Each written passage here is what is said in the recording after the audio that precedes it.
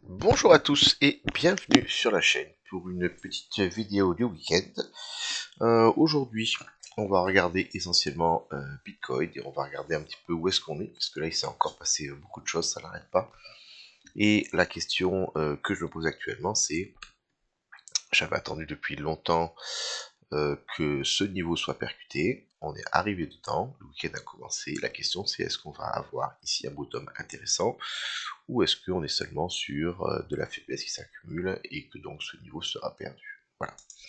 Je voulais revenir d'abord un petit peu en arrière sur la dernière vidéo que j'avais faite, qui avait été vraiment très sympa.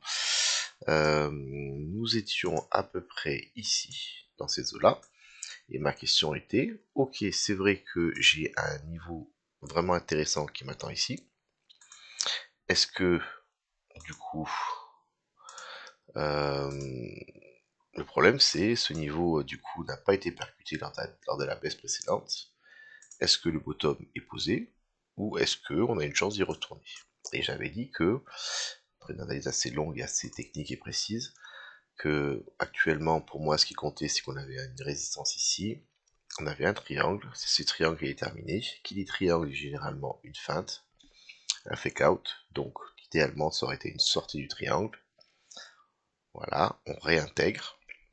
Et ensuite, le piège s'étant refermé, on a suffisamment de liquidité piégée pour venir chercher le support. Okay, et finalement, bah écoutez, c'est ce qui s'est passé, et avec une qualité assez incroyable sur le détail technique, puisque on est venu, et je rappelle, lorsqu'on a un breakout, lorsqu'on a une sortie, il ne faut pas acheter le breakout, on attend, soit c'est trop tard, soit on attend une réintégration. Donc la sortie, on ne fait rien, on attend, sortie. Ici, regardez, on a réintégré le triangle, on est venu retester le triangle en résistance ici la sortie 2 fois parfaitement. On est venu d'abord, donc résistance, on vient en bas, on vient trouver support juste sur le bas du triangle, on fait semblant qu'on va repartir vers le haut, mais non, on retouche ici en résistance, on franchit le triangle, et à partir de là, on a commencé à avaler nos liquidités, qui nous ont emmené donc sur cette baisse, boum boum boum boum, et on finit sur notre niveau. Donc ce niveau, j'attends depuis une semaine, est enfin touché, hein, niveau important, volume, horizontal, VWAP, donc volume également, liquidité, voilà, on est venu, il reste la liquidité n'ont pas été prises, on s'est arrêté juste avant, ok, mais en tout cas on est dans la zone. Est-ce que c'est le bottom? Est-ce qu'on va remonter? Est-ce qu'on va commencer à avoir une structure haussière qui se met en place et tout? Pour l'instant, malheureusement, l'état actuel, rien n'est moins sûr. Tout d'abord, je vous montre quand même que on va masquer un petit peu ça. N'oublions pas que pour l'instant, on avait vu qu'il y avait des canaux descendants. Ok, celui-ci j'aimais bien, là on est sorti, regardez. Actuellement je jouais sur cela, et j'en ai un autre que j'avais dit qui pouvait être pas mal. Et ben, si on regarde l'autre, en fait, voilà, je l'aime plus maintenant.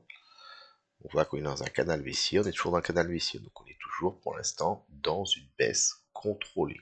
Ok, qui dit baisse contrôlée dit probabilité peut-être à un bull flag, tac, liquidité, et après on vient avaler ça. Mais pour l'instant, on est toujours dans ce canal baissier. Également au niveau du CME, vous voyez qu'on est toujours baissier également avec un gap au-dessus de nous. Par contre, ce qui est intéressant, c'est que ici, alors, c'est pas très fort techniquement, mais regardez en termes de bougies 4 heures, 1, 2, 3, 4, 5, 6, 7, 8, 9, on a 9 bougies 4 heures d'affilée rouges. Je me suis amusé à regarder un petit peu en arrière si ça nous arrive d'avoir autant de temps bear en termes de prix, et sincèrement, généralement, non. Donc, c'est quand même intéressant. Le marché ne peut pas baisser indéfiniment. Du coup, malgré la tendance baissière qui est quand même assez forte, je pense qu'on devrait, et j'espère, parce que je suis positionné pour, qu'on va avoir un petit rebond au moins technique. Et si jamais on vient sortir du canal, alors là on pourra peut-être espérer soit du range, soit éventuellement un retour aussi. Ok, on avance. Maintenant, sur du très court terme, je veux dire en 15 minutes, nous sommes, le week-end a commencé. Le week-end a commencé, le week-end on est là, voilà. Notre week-end a commencé et on a eu une clôture du CME ici à 21 h vendredi à 107 800. Et j'avais dit sur le Discord aux copains, connaissant un petit peu comment fonctionne le week-end, donc il faut savoir que le week-end, donc il a ouvert ici et il va se terminer ici. Généralement dans le week-end, le marché aime bien venir chercher les liquidités si elles sont proches. Donc c'est ce qu'on a fait. J'ai dit ça m'intéresse qu'on vienne voir si on va reprendre ce bottom là. Chose qui a été faite. Donc ça c'est intéressant. Et pour moi c'est plutôt bullish parce qu'une fois que le marché a pris des liquidités quelque part, il n'a pas intérêt à y retourner. Éventuellement il va les chercher ailleurs. Et vous voyez qu'actuellement, le marché vient chercher les liquidités qui sont ici. On est en train de rentrer à l'intérieur. Donc ça c'est fait. Par contre, il y a une chose qui m'embête, c'est que si vous regardez actuellement, on bloque sur ce niveau. Qu'est-ce que c'est que ce niveau? C'est pas rien, c'est la mèche précédente. Et dans ma façon de trade, ok, comme je vous l'expliquais, quand on a un niveau, s'il est franchi, on ne trade pas, d'accord? On trade s'il y a une réintégration. Et du coup, on valide le piège. Actuellement, vous voyez qu'on a une structure assez intéressante. On peut avoir une tête épaule inversée, on peut avoir un renversement. Donc ça, vraiment, ça me plaît. Mais on bloque. Et tant qu'on bloque, bah forcément, on n'ira pas au-dessus. Et donc, la probabilité pourrait être à la continuation baissière, ouverture lundi, on vient prendre et on continue à la baisse. Donc, ce que j'aimerais, mon plan, c'est étape 1, ça a été faite, on est venu prendre l'équité ici. Étape numéro 2, pour la fin de la nuit et donc pour la journée de dimanche, on va venir, je l'espère, prendre ces liquidités et venir passer du temps au-dessus du CME. Et l'idée, c'est que le marché aime bien piéger les gens. Pas mal de gens pourraient avoir envie de se dire, on est au-dessus du prix du CME, on va avoir une réouverture lundi qui va être baissière parce qu'on était en plein mouvement baissier, donc le marché va continuer. Donc on va shorter, avec comme cible le CME qui est une bonne probabilité, et on va être dans le sens du mouvement, et on va donc gagner de l'argent. Si jamais il y a ça, il est probable, je dirais même, je pense assez probable, que du coup le marché fasse l'inverse, puisqu'il y a plein de gens qui shortent, ça permet à plein de gens de pouvoir acheter, notamment sur une zone dont je vous ai parlé, qui était un support important. J'ai encore plus de vendeurs ici, mais c'est parfait, je peux acheter encore plus. Et s'ils arrivent à absorber tous ces shorters qui sont ici, on aurait donc ça, on aurait notre prix qui monterait doucement malgré ça, éventuellement une petite baisse ici pour piéger les gens, on ne clôture jamais le CME, et à l'ouverture, on fait un short squeeze, on oblige ces gens du tout à clôturer, et on peut facilement faire une poussée qui a l'avantage de ne pas coûter grand chose pour le marché. Voilà, donc ça, ce serait le plan où on aurait un gap CME à l'ouverture, qui serait l'occasion de piéger des vendeurs et de la liquidité pour pouvoir pumper après avoir touché le support. Ce serait mon scénario idéal.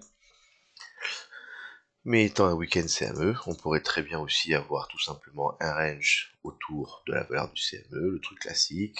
À l'ouverture, on vient fermer, et puis après on continue notre vie.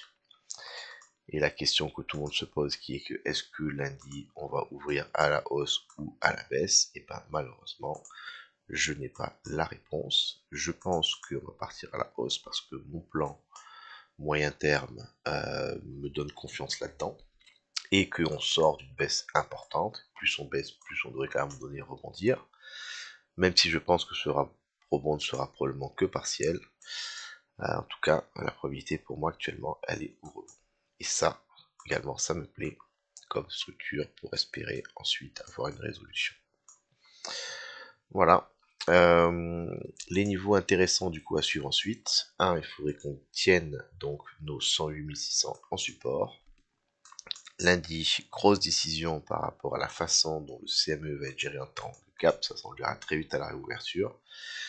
Et puis après, si vraiment on veut être haussier, il va falloir casser de la résistance, il va falloir créer de la structure, donc il va falloir vraiment venir taper du 113 000 et ensuite réintégrer du volume, donc venir récupérer les 114 300. Voilà, donc on est en dessous de ces niveaux, on est toujours pour moi baissier puisque le volume est au-dessus, et donc ça veut dire qu'on n'arrive pas à rentrer en volume, donc la réjection est plus probable. 10 minutes, format qui me plaît. Je vous souhaite à tous un bon week-end, j'espère que ça vous aura été utile, et je pense qu'on aura une vidéo lundi ou mardi soir, après du coup notre ouverture de la semaine, et les réponses à nos questions. À bientôt.